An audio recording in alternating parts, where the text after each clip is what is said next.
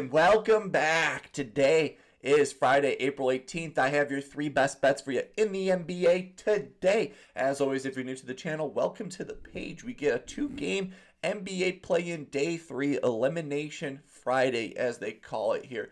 But we get 2 pretty great matchups. Anytime there's an elimination game on the line, NBA action is a ton of fun. Interesting night overall, though. Cross-network games here tonight. First game, Miami, Atlanta at 6 o'clock on TNT.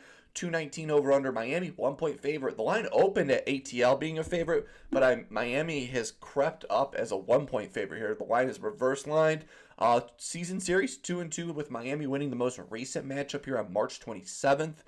These two teams have played each other a lot. This game's going to be a ton of fun. Trae Young versus Tyler Herro. Bam Adebayo versus Clint Capella doesn't even play anymore. Carissa LeVert, throw him out there. Fun, interesting matchup for that game. And then Dallas-Memphis, I'd say, is the best game on the slate. This game's on ESPN. It's the late game. 221 over under. Memphis, 6-point favorite here. I'm not going to lie. I think I like Dallas plus 6 in this matchup here. Memphis has won the season series 3-1 overall, and they completely just blew them out in the most recent game on April 13th. They completely killed the Dallas Mavericks. But hey, the Dallas Mavericks, they didn't have a lot of the center play they had in that game. Anthony Davis has been balling out. Fun. I think that game's going to be a lot closer than we think than the 6 points. I think I'll take Dallas. If I'm going to take 2 straight plays, I'm going to take Miami money line and then Dallas plus 6. And I bet that's a very popular play here today. But night 3 of NBA action. Definitely want to give a shout out to you guys who watched the live stream yesterday, yesterday or the other day. Definitely will be doing that more going forward for this NBA playoffs. That was a ton of fun.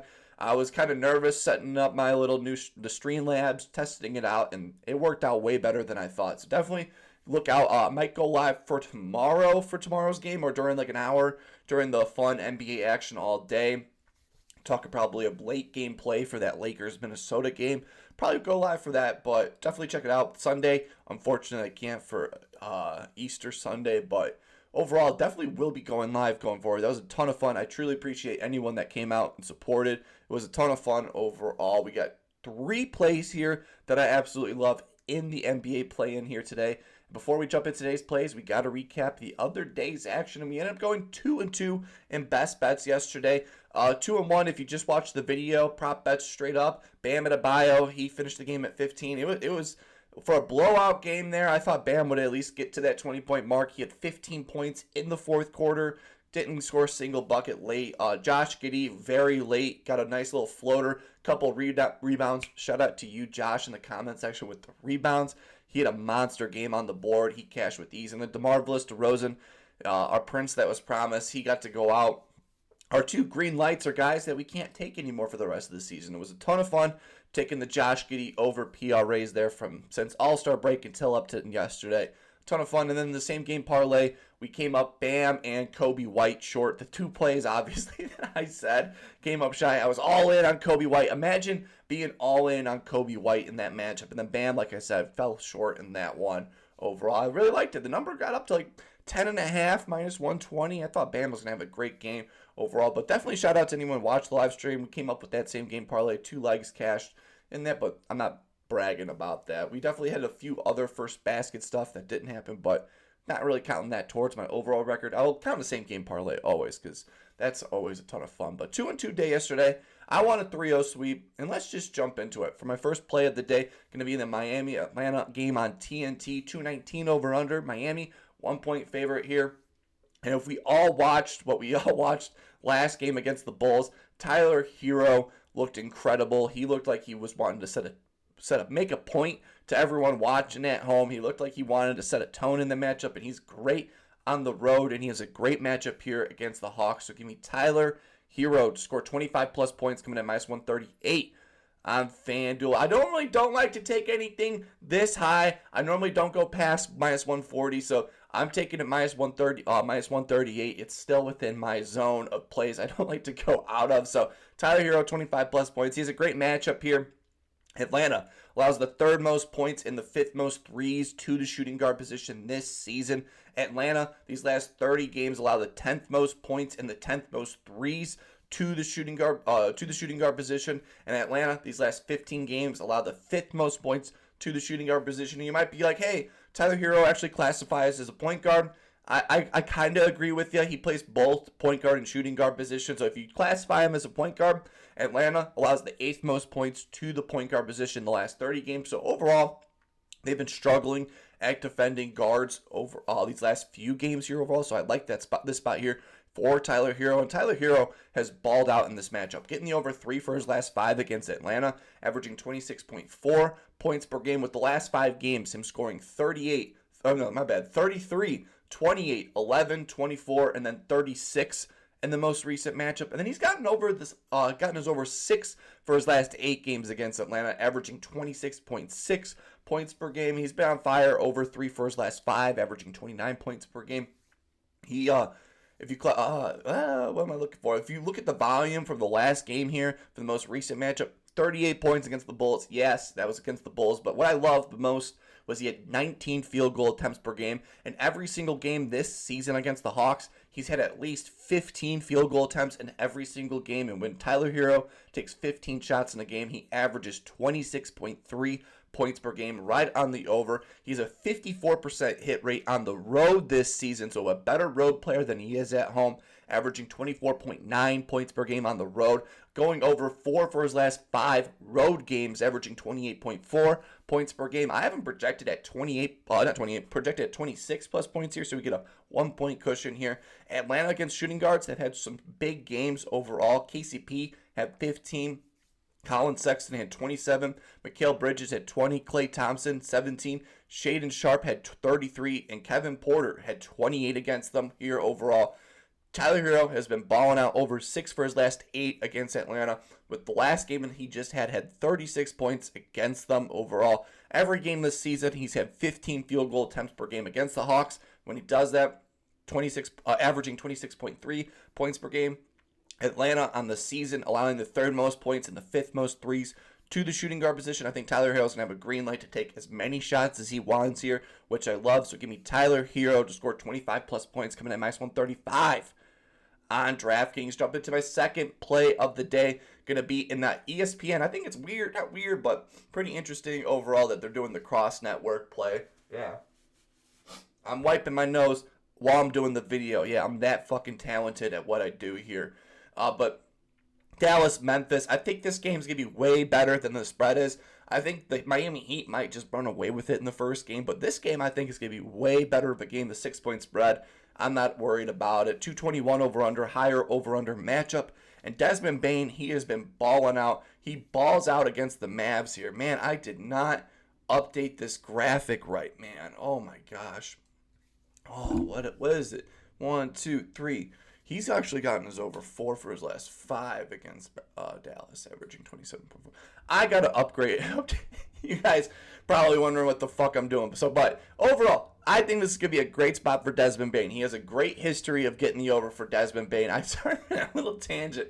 Was definitely nervous of what I wrote down on the original graphic. But I think Desmond Bane has a great spot here. We're not uncertain on Ja Morant's status in this game. I think Ja Morant will be playing in this matchup, but I'm not scared. I think Desmond Bane is going to have plenty of volume here. So give me Desmond Bane to go over 21.5 points, coming at minus 122 on FanDuel. The Mavs allow the most points to the small forward position. You might be like, wow, he does not play the small forward position. What the fuck is this guy talking about? And I'd say, yes, he does. They run Ja Morant at the PG. They run Scottie Pippen Jr. at the shooting guard. That leaves Desmond Bane as the small forward. These last 15 games, the Dallas Mavericks allow the 3rd most points to the small forward position. In the last 7 games, they allow the 3rd most points to the small forward position. We just took the DeMarvelous DeRozan over because he was a small forward in this matchup. We're now taking Bane in this matchup, and he's been balling out. 4 for his last 5, averaging 27.8 points per game overall. He's gotten this over 4 for his last 5 against the Mavs, averaging 27.2 points per game. With the last 5 games against the Mavs, he scored 30, 28, 32, 19, and then he had 27 in the most recent matchup. He's gotten the over 7 for his last 9 against the Mavs, averaging 25.6 points per game. At home, he's gotten the over 3 for his last 5 home games, averaging 22 points per game. And small forwards against the Mavs have balled out. DeMar DeRozan, 33. Lamar Stevenson, 31. Ochu had 24. Ruri had 15. So 4 straight overs for all small forwards that play. So I love that. I have him projected at 23 plus points in this matchup here. 60% hit rate with 2 days of rest in between games, averaging 22 points per game. Well rested. He has a great matchup here. Dallas allowing the most points to the small forward position. 4 for his last 5 against the Mavs, averaging 27.5 points per game. 3 straight 18 field goal attempts per game, and when Desmond Bane takes 18 field goal attempts in a game, he gets the over 82% of the time, so I love that. He's a big-time player. I think he, with John Morant's status being questionable, Desmond Bane, he's going to shoulder up more load in this matchup. So give me Desmond Bane to go over 21.5 points, coming at -122. On FanDuel, jump into my third and final play of the day. Going to be in the same game, but on the other side of the ball. Think the small forward. I'm rocking the small forward position in this matchup here, and I think PJ Washington, he has a great history against the Mavs, against the Memphis Grizzlies, getting the over 2 for his last 2. They need some more firepower on this offense. Klay Thompson ain't going to put up that kind of a shooting performance in back-to-back games, so I think PJ Washington has a great opportunity here. So give me PJ Washington to go over 21.5 points, rebounds, coming in -132. On FanDuel, you got to go to the alt lines when you go to the combos. It's all the way down because his regular line right now is at 22.5. You got to go to the alt lines to get there. But the Memphis Grizzlies allow the 4th most points to the small forward position on the season, so I love that. And then these last 30 games, they allow the 10th most rebounds to the small forward position. So PJ has a great opportunity here, and he's gotten this over 2 for his last 2 against the Grizzlies, averaging 26.5 points, rebounds. He had a 26 rebound PR game and a 27 PR game in his last 2, scoring 18 and 8 rebounds in game 1 and 17 and 10 in game 2. So the rebounds and points, we love that consistency from him overall.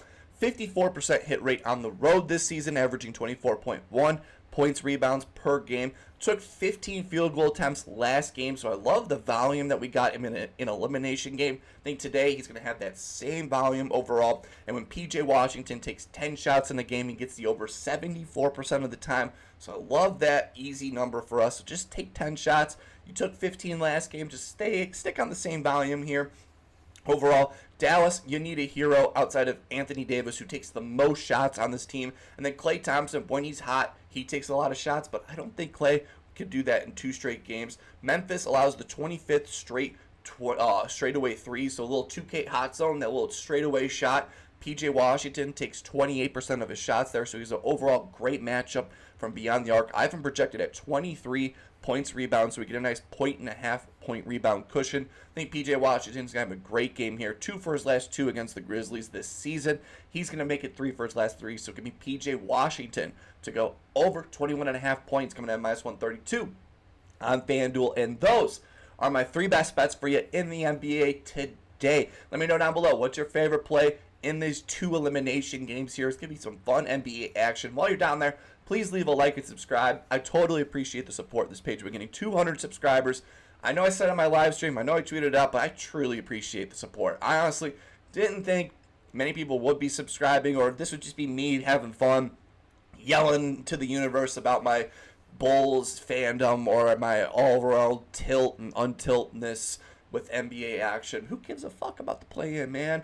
We're not taking any victory laps over here, as AK would tell us as a front office friend. I'm not taking a victory lap for 200, but I really appreciate the support. It's been a ton of fun. A fun season, but job's not done. Playoffs are just starting here tomorrow. Fun NBA action. I cannot wait for the NBA action all day tomorrow. Hopefully having a wonderful day. Keep on smiling, and I will see you in the next one.